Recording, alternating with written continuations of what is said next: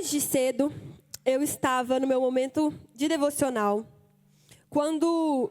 lendo o Êxodo, quando o Senhor começou a falar muito forte comigo sobre aquele capítulo de Êxodo, em que o povo estava no deserto reclamando que não tinha comida.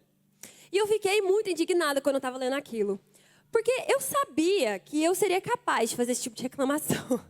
Mas eu não conseguia entender como um povo que tinha visto tanto de Deus poderia simplesmente duvidar naquele momento. Não tinha passado tanto tempo assim do mar aberto para eles reclamarem de algo, sabe? Eles não tinham essa liberdade poética. Se tivesse passado ali uns 50 anos do Mar Vermelho, tudo bem, mas tinha passado pouquíssimo tempo do mar abrindo. Como é que eles duvidavam da comida, sabe? E eu, muito encucada, e eu perguntei ao Espírito Santo, eu queria saber como a gente consegue ter experiências com o Senhor e ainda assim duvidar. Eu fiz essa pergunta. E eu fiquei esperando, Jesus falar. Eu fiquei lá sentada, esperando, olhando para a Bíblia. E eu me perguntei, porque por muito tempo na minha vida, eu acreditei que se a gente tivesse experiências com Deus, a gente não duvidaria dele. Se a gente visse Deus fazendo certas coisas, a gente não duvidaria dele. Só que eu percebo na Bíblia que muitas pessoas duvidavam. Elas tinham esses momentos de fraqueza, mesmo tendo experiências. Os próprios discípulos que andavam com Jesus. Elias, que tinha acabado de ver fogo descer, foi para uma caverna pedir para morrer. E esse povo, nesse capítulo de Êxodo, eles tinham visto muitas maravilhas, muitos sinais. E ainda assim, na hora que fraquejou, voltaram a duvidar. Então a minha pergunta para Deus foi: por que às vezes parece que a sua palavra não é suficiente? Perguntei isso para o Espírito Santo. Gente, perguntei mesmo. E eu falando assim: Senhor, por quê? Me explica. Qual o motivo? Qual a explicação? Por que às vezes, mesmo a gente tendo experiências com o Senhor, mesmo a gente vendo quem o Senhor é, mesmo a gente crendo quem o Senhor é, ainda assim parece que a tua presença, a tua palavra não é suficiente? E aí eu recebi o convite para pregar, logo depois de fazer essa pergunta para o Espírito Santo. Eu falei: agora o Senhor vai ter que responder mesmo. Agora o Senhor vai ter que falar mesmo. E eu comecei a lembrar de muitas passagens na Bíblia. E uma delas está lá nos 4 evangelhos. Que é quando Jesus anda sobre as águas. E quando Pedro anda sobre as águas, que está apenas no evangelho de Mateus. E eu já tinha ministrado uma vez sobre isso, mas o Senhor trouxe essa ministração como resposta à minha pergunta. Vou explicar basicamente o contexto. Quando a gente duvida de Deus, não é porque a gente não crê que Ele existe. Mas o Espírito Santo falou muito forte ao meu coração, como resposta, que é porque nós, seres humanos, temos a tendência de diminuir os feitos de Deus. Não é porque os feitos são menores, mas nós, seres humanos, temos a tendência de diminuir a grandiosidade do que Deus fez. Temos a tendência de esquecer o que Deus já fez. Temos a tendência de deixar os problemas maiores do que a soberania. Temos a tendência de diminuir a soberania de Deus. Não que a soberania possa ser diminuída. Ela não pode. Ela é e não depende de nós para ser. Mas quem é Deus na nossa vida, a maneira como a gente o enxerga e a maneira como nós somos tocados por Ele, às vezes é diminuída por causa do nosso coração endurecido. Por causa do nosso coração que tem a tendência de diminuir esse Deus tão poderoso. E a gente não percebe que nós diminuímos. A gente não percebe que a gente vai diminuindo as misericórdias, vai diminuindo os feitos, os milagres que já foram feitos. Eu lembro de um dia que eu estava reclamando muito ao Senhor. E o Senhor, Ele falou muito forte ao meu coração: quantas vezes eu já não fiz? Quantas vezes eu já não respondi? Quantas vezes eu já não provi? Por que você está duvidando dessa vez de novo? E eu percebi como a gente tem a tendência de esquecer os testemunhos. Às vezes os nossos próprios testemunhos precisam ser recontados para nós mesmos, porque a gente tem a tendência de diminuir o impacto que aquilo teve na nossa vida. Talvez aquilo foi surreal naquele momento, Mas passou um tempinho, diminuiu aquela intensidade. Diminuiu aquele impacto que aquilo causou em nós. E o Senhor, Ele falou comigo quantas vezes a gente tem a tendência de diminuir os feitos dEle. Não é porque Ele deixou de ser, não é porque Ele deixou de fazer. Mas o nosso coração é tão endurecido que a gente esquece da grandiosidade dEle. E por isso a gente reclama. Por isso a gente questiona. Por isso a gente acha que não está sendo nada feito. E a gente tem outra tendência, que é de terceirizar os feitos. Tudo é Deus quem faz, tudo.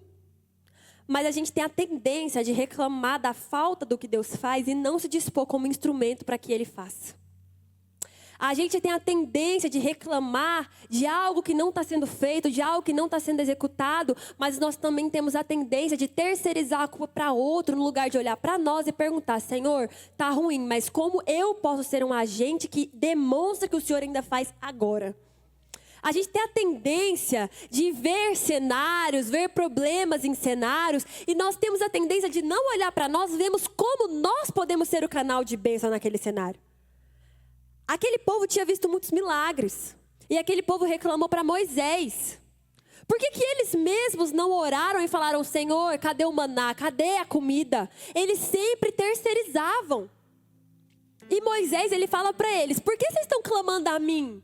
Vocês não estão queixando a mim, vocês estão queixando ao Senhor. Quem tirou vocês e trouxe vocês aqui foi o próprio Senhor. Então, não terceirize aquilo que está em falta, porque às vezes a falta é a sua omissão. Às vezes a falta é a falta do seu posicionar. É a falta do que você poderia estar fazendo e não faz. Porque você terceiriza a falta de Deus. Você terceiriza que alguém realize os feitos. Para que você não possa reclamar, possa só usufruir. Só usufruir. E aí o que acontece?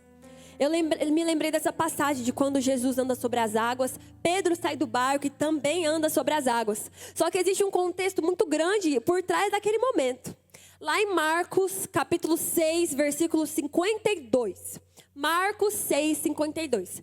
Jesus, ele já tinha realizado muitos milagres nesse dia. E ele já tinha andado sobre as águas, já tinha acalmado a tempestade. E a palavra vai dizer que ele realizou aquele milagre. E os discípulos ficaram atônitos porque eles não tinham entendido o milagre dos pães. O coração deles estava endurecido. Vamos lá, o que acontece? Antes de Jesus andar sobre as águas, antes de Pedro andar sobre as águas, antes de Jesus acalmar a tempestade, antes deles entrarem naquele barco, eles estavam vivendo o milagre da primeira multiplicação de pães e peixes. E a palavra vai falar, um pouquinho antes da multiplicação de pães e peixes, que os discípulos tinham sido enviados por Jesus. Eles tinham acabado de voltar de uma viagem missionária, vamos dizer assim. Era a primeira vez que Jesus mandou eles sozinhos. A palavra diz que ele mandou eles de 2 em 2 para realizar sinais, ensinar o povo por aí. Então Jesus enviou, foi a primeira vez que eles foram realizar essas coisas sozinhos. E eles foram, fizeram, talvez eles passaram dificuldades lá. Talvez eles se sentiram inseguros, porque era a primeira vez que Jesus não estava ali realmente na presença física para realizar. Dependia deles e da fé deles. Mas eles foram, realizaram e voltaram. Quando eles voltaram, a palavra diz em Marcos 6 e em Mateus 14, que eles foram contar a Jesus tudo que eles tinham feito e tudo que eles tinham ensinado. Ao mesmo tempo, os discípulos de João Batista estavam chegando, contando que João Batista tinha sido morto, decapitado. Era um cenário de completo caos. A palavra diz que Jesus, vendo a situação, chamou os seus discípulos e falou: venham ao barco e vamos para um lugar deserto descansar. A palavra diz em Marcos 6 que os discípulos, havia tanta gente ali que eles não tinham tido tempo para comer. Então, vamos lá. Eles tinham voltado de muito tempo servindo. Chegaram lá, receberam a notícia de João Batista decapitado, que era dos deles que havia morrido. Tinha muita gente passando ali, estava um local muito cheio. E eles não tinham tido tempo para comer. Não tinham tido tempo para comer. E a palavra diz que Jesus disse: venham, entrem no barco e vamos para o deserto descansar. Eles iam para o deserto para descansar. Eu quero que isso fique gravado na mente de vocês. Eles foram para o deserto. Obrigada, Deus abençoe, Yasmin. Eles foram para o deserto descansar. O convite de Jesus era esse: descanso. Descanso. Mas eles entraram no barco. E a palavra vai dizer que as pessoas viram Jesus naquele barco. E elas chegaram naquele deserto antes de Jesus. E o lugar que era para ser de descanso se tornou um lugar de serviço.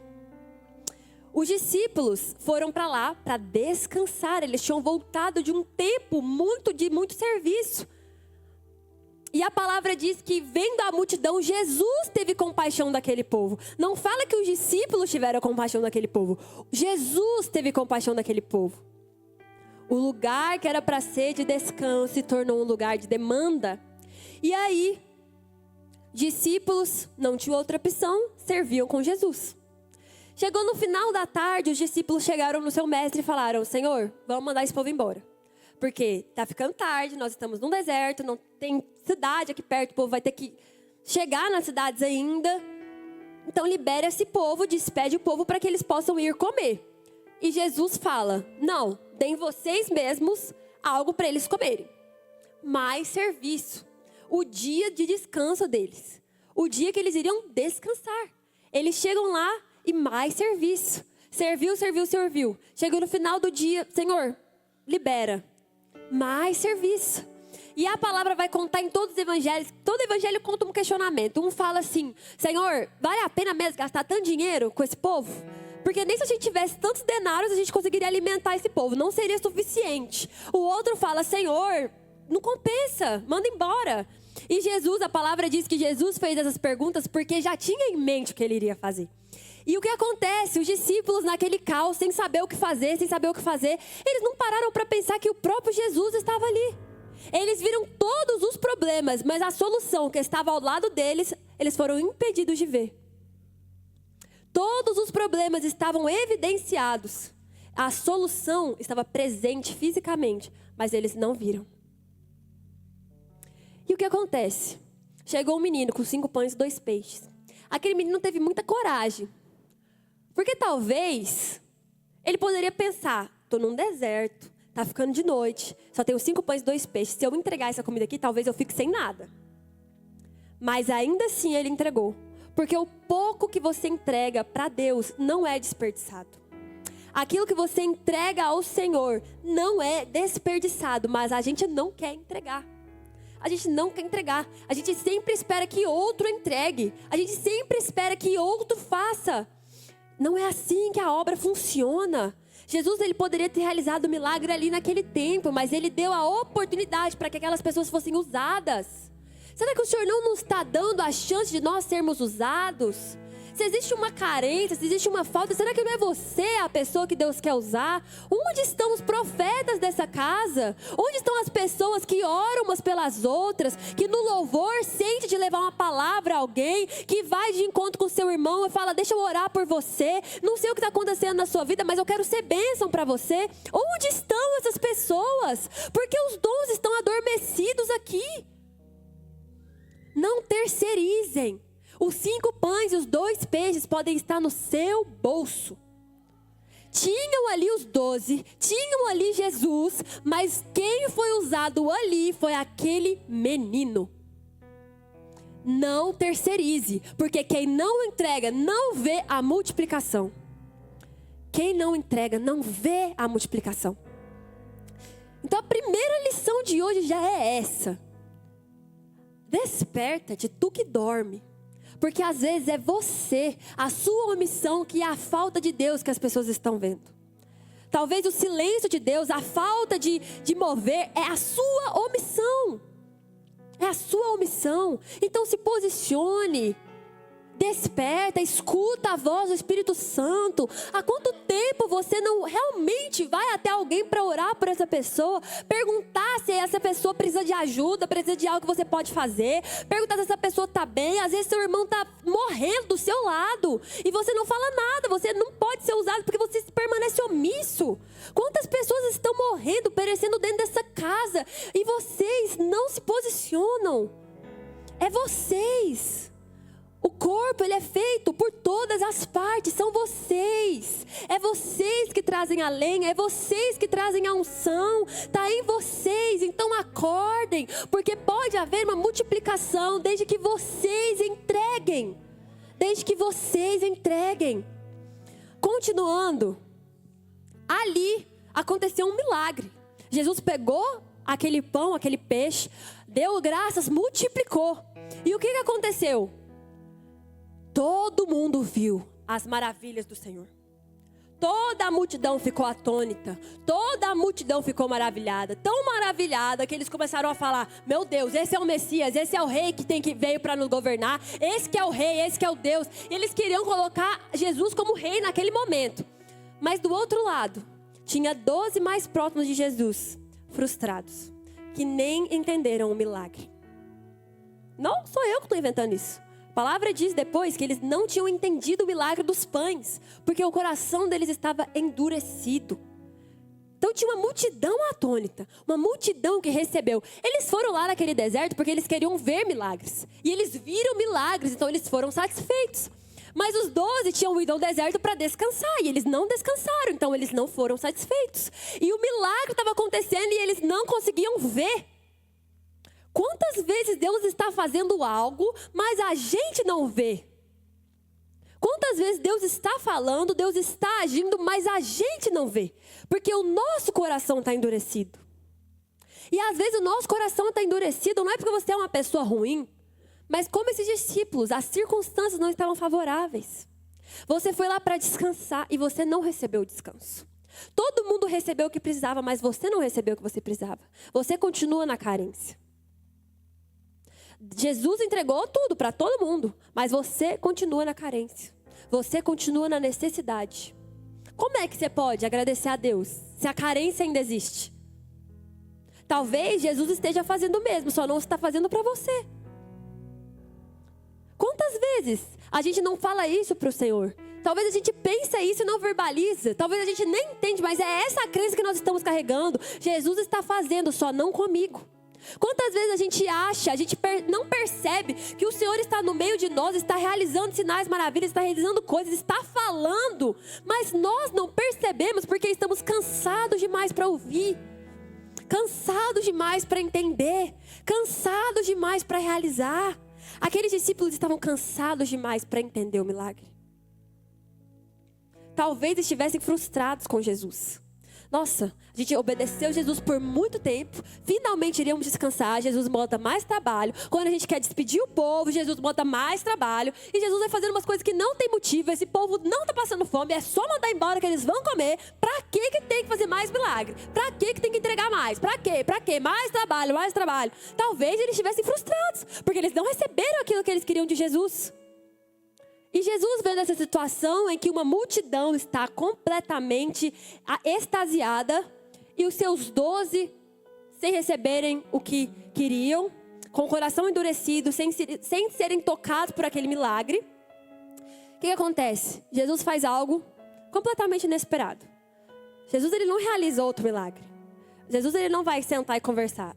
Jesus sobe no monte para orar. E a palavra diz que ele insiste para que os discípulos entrem no barco sozinho.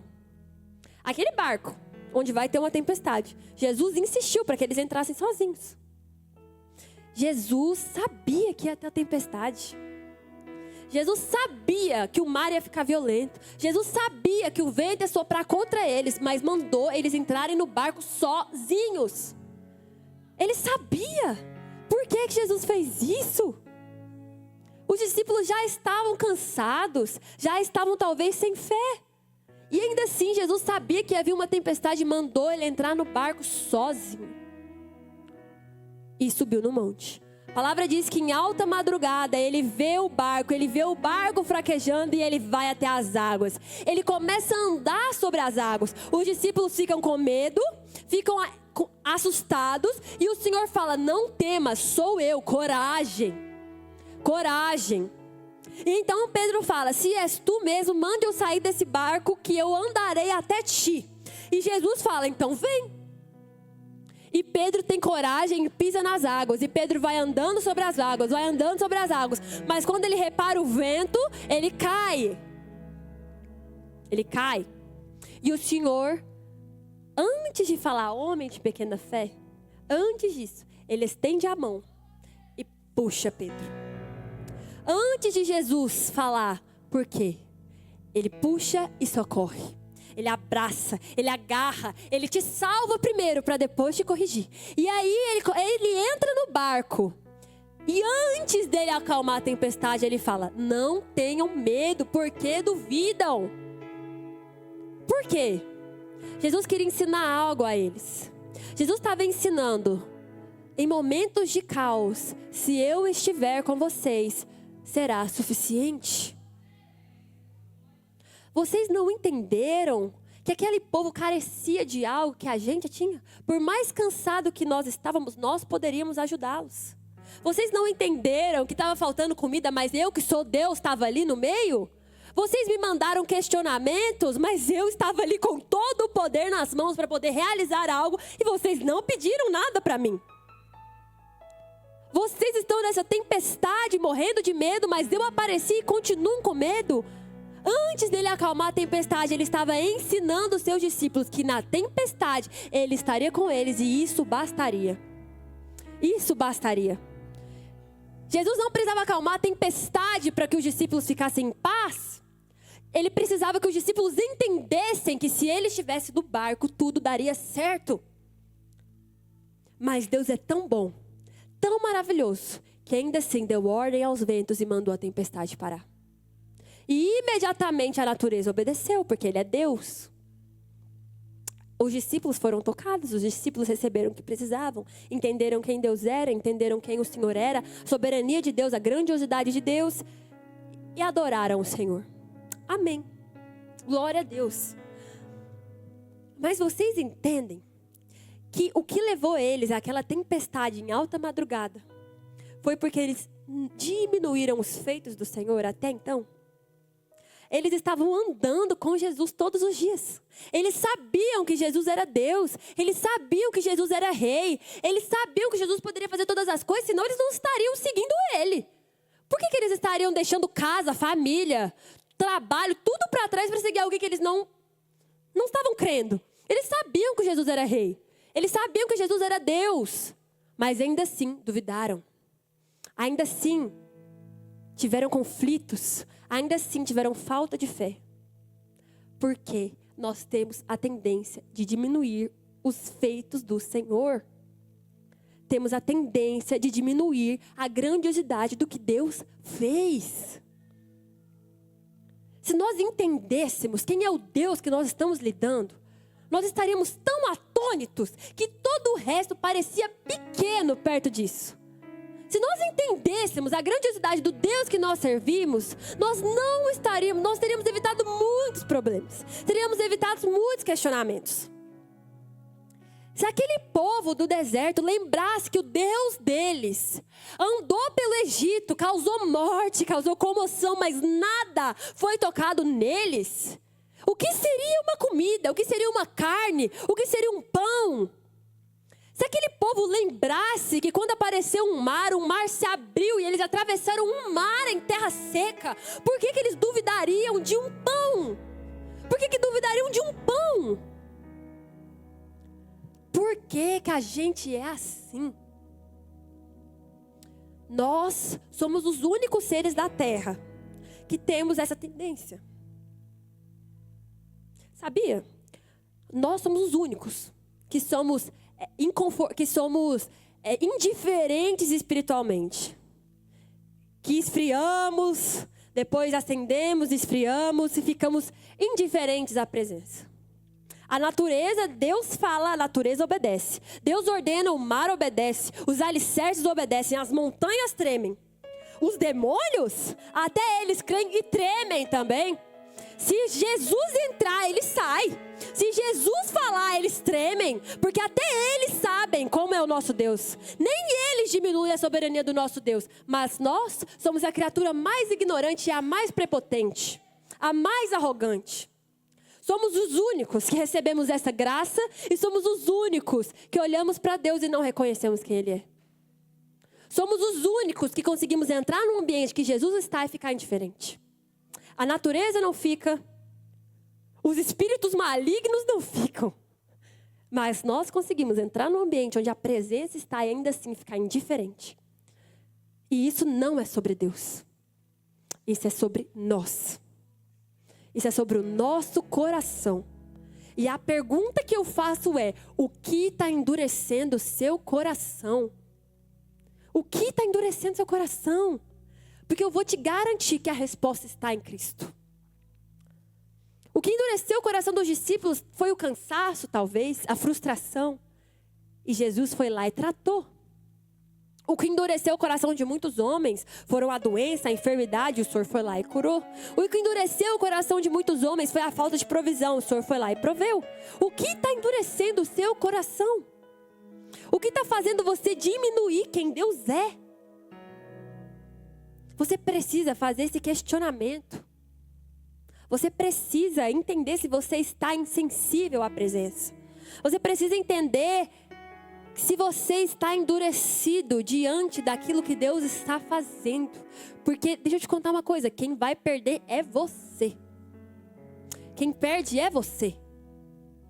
Quem perde somos nós. E eu me lembro de Abacuque. Abacuque teve um questionamento para Deus. E Abacuque começa a questionar: Senhor, até quando eu verei tudo isso sem que tu respondas? Até quando, Senhor, isso tudo vai acontecer sem que o Senhor haja? Sem que o Senhor faça algo? Até quando? E o Senhor vai responder a Abacuque, e ele responde de uma maneira nada que Abacuque esperava. Jesus não fala até o dia tal. Não, estou fazendo isso por causa disso. Não, Deus não responde dessa maneira. E Abacuque questiona novamente. E o Senhor responde novamente de uma maneira que Abacuque não esperava. E Abacuque fala assim: eu ficarei na minha torre até que o Senhor responda. E o Senhor responde a Abacuque. Porque quando a gente adora, é isso que acontece. Quanto mais a gente busca, quanto mais a gente adora, é como se a gente subisse uma escada chegando ao Santo dos Santos. Quanto mais a gente busca, quanto mais a gente louva, quanto mais a gente adora, é como se a gente estivesse chegando mais perto da presença. E se a gente não subir esse degrau, a resposta não vai vir. Se você parar de adorar, se você parar de buscar porque está demorando, aí que não vai vir a resposta mesmo. Então não para, continua. E ele foi questionando e o Senhor foi respondendo. E a palavra vai falar em Abacuque capítulo 3, a oração de Abacuque. Abacuque, ele não recebeu um consolo de Deus. Ele não recebeu um abraço de Deus. Deus nos abraça muitas vezes.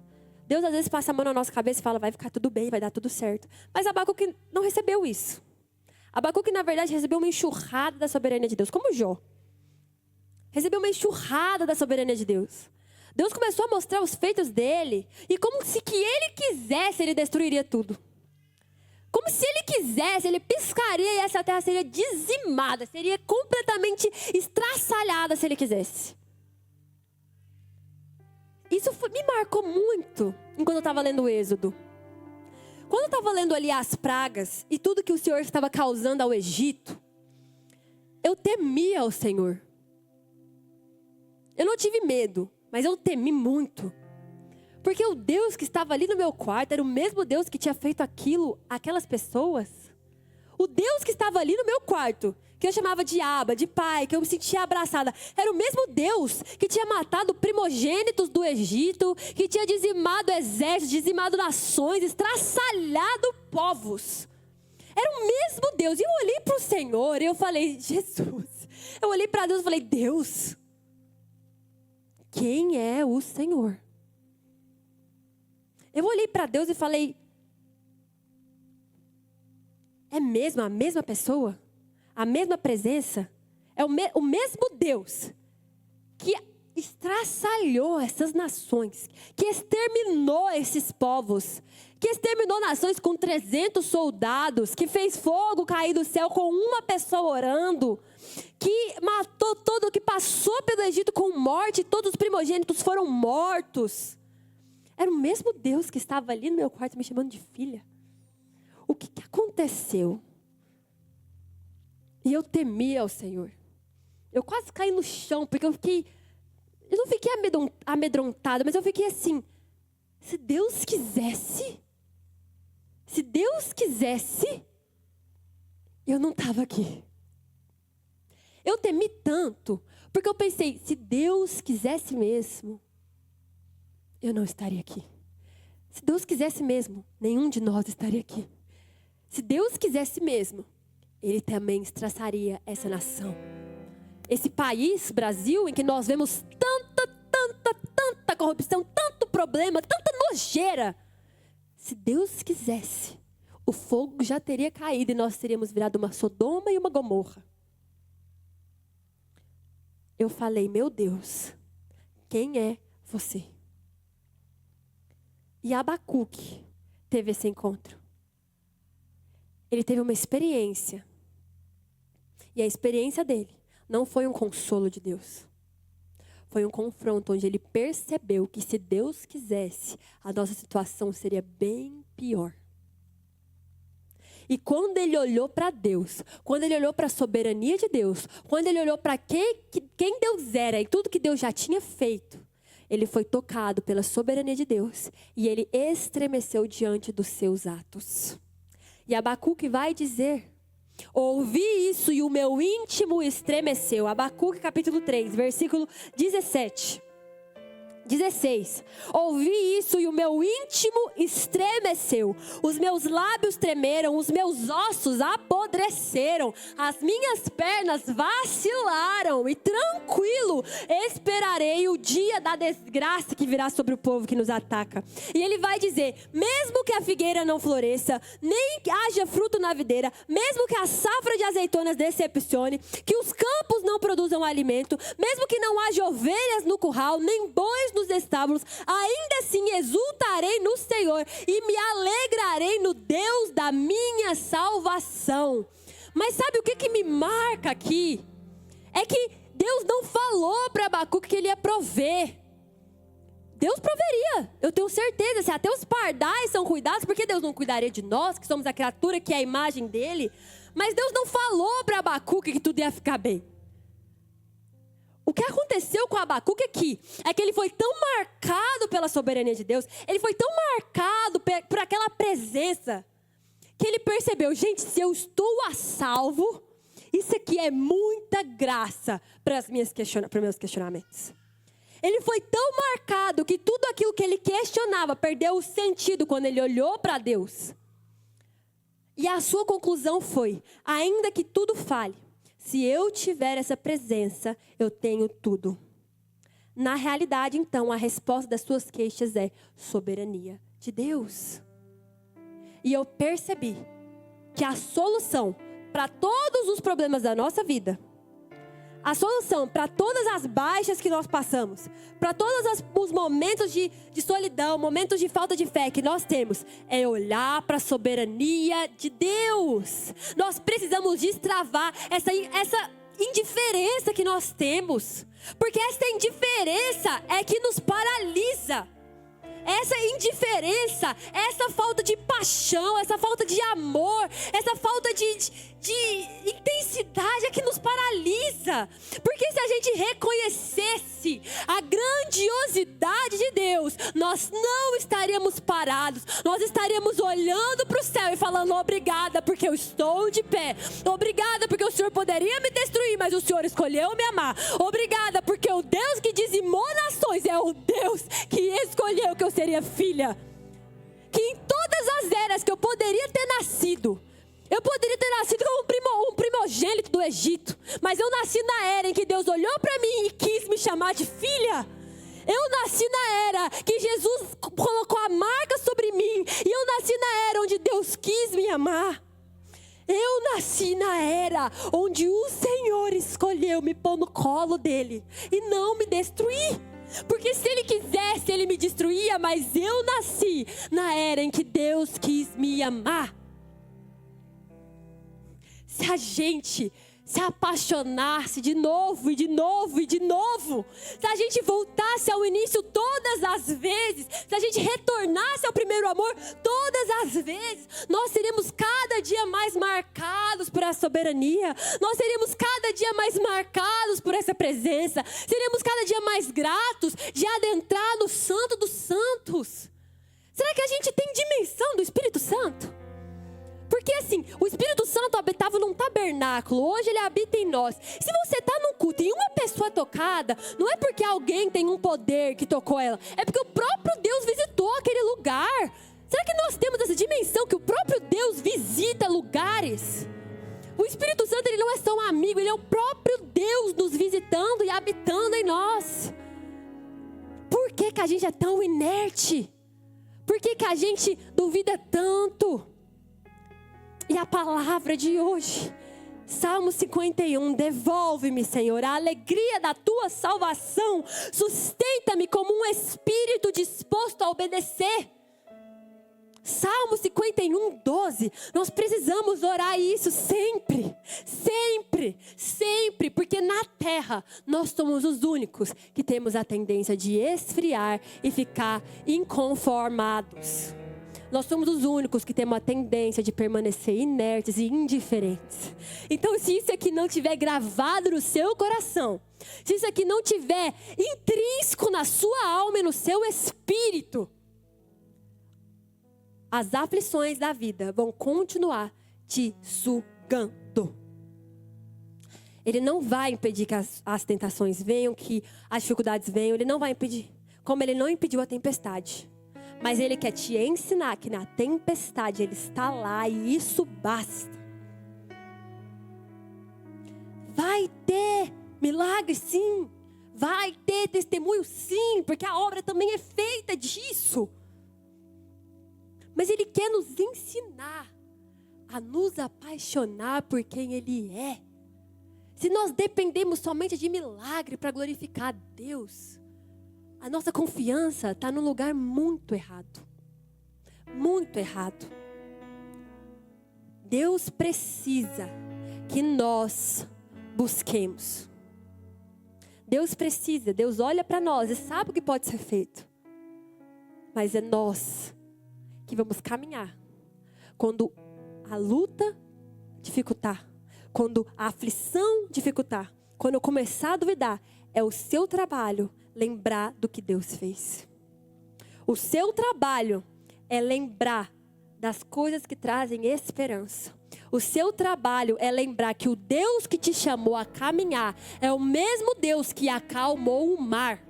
O Deus que mandou você sair do barco e pisar naquelas águas é o mesmo Deus que acalmou a tempestade. O Deus que mandou você caminhar é o mesmo Deus que abriu o mar. É o mesmo Deus que quando tiveram 3 homens numa fornalha apareceu ali no meio. É o mesmo Deus. Você precisa lembrar que a voz que bradou do céu e mandou você continuar é do mesmo Deus que realizou todas estas obras passadas. Quando a gente lembra disso, a nossa oração se torna como a de Abacuque. Senhor, capítulo 3, versículo 2. Senhor, ouvi falar da tua fama. Tremo diante dos teus atos, Senhor. Realiza de novo na nossa época as mesmas obras. Façam que sejam conhecidas no nosso tempo. Na tua ira, lembra-te da tua misericórdia. Que nós possamos estremecer diante da soberania de Deus. Que nós possamos tremer diante da graça dele.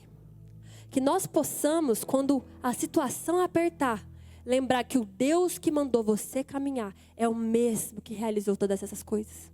O Deus que está ali naquele quarto, o Deus que está ali naquela casa, o Deus que está ali naquele lugar, é o mesmo Deus que realizou tantas coisas. E escolheu te chamar de filho. Quando nós lembramos da soberania de Deus, nós quebramos essa indiferença. Nós quebramos essa insensibilidade. E nós voltamos ao primeiro amor.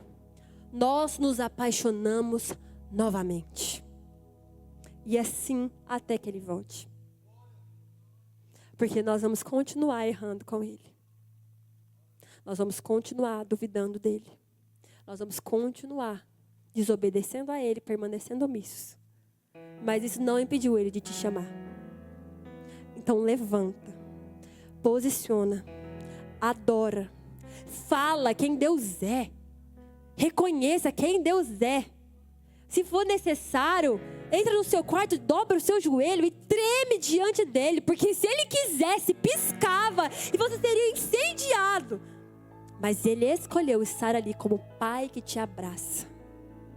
Que nós possamos nos apaixonar novamente e novamente e novamente.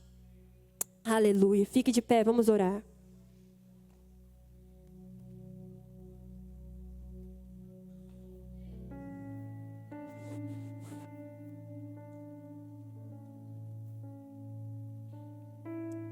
Ô Espírito Santo de Deus, Pai, nós estamos aqui porque o Senhor nos atraiu a este lugar. Pai, se nós estamos de pé, sabemos que foi pela Tua graça. Se nós estamos aqui, sabemos que foi porque o Senhor nos sustentou. Se nós estamos aqui, Jesus, é porque a Tua presença nos atraiu. E nós estamos aqui para entregar algo a Ti. Senhor, eu oro para que cada pessoa que está nesse lugar, Pai, possa ser um altar que queime, Jesus. Possa ser um altar que reconhece a Ti. Pai, eu oro para que o Senhor quebre toda frieza, Pai. Que o Senhor quebre toda indiferença. E que este povo acorde, Pai, que eles saibam quem Tu és, que eles tremam diante de Ti, que eles não permaneçam inertes, que eles não permaneçam indiferentes quando o Senhor está no lugar, que eles não sejam, Pai, uma criatura ignorante, prepotente, que permanece da mesma maneira quando o Santo dos Santos está presente e escolheu revelar graça e não ira, quando o Senhor escolheu revelar amor e não ódio. Senhor, marca-nos com Teu amor, marca-nos, Senhor, com a Tua graça, marca-nos, Senhor, com a Tua soberania. Quebra, Jesus, aquelas escamas que nos cegam, as escamas, Jesus, que nos impedem de ver quem Tu és.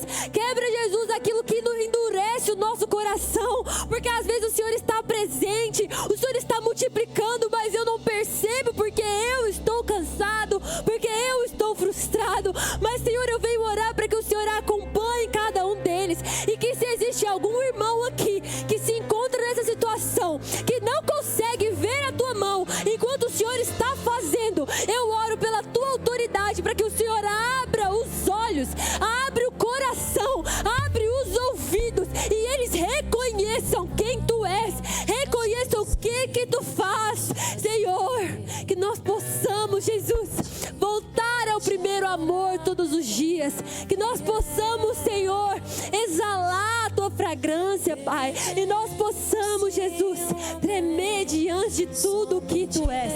Esteja com cada um deles, Pai, abençoe cada um deles, Pai, e ajude eles a ser o canal de avivamento, ajude deles fluir, Pai, a Tua unção, ajude deles fluir, Pai, o milagre, que os 5 pães e os 2 peixes saiam das mãos deles, não somente deste altar, Pai, mas da mão deles que estão ali embaixo, e que o Senhor nos marque cada vez mais com a presença que só Tu tens, em nome do Senhor Jesus. Amém, amém.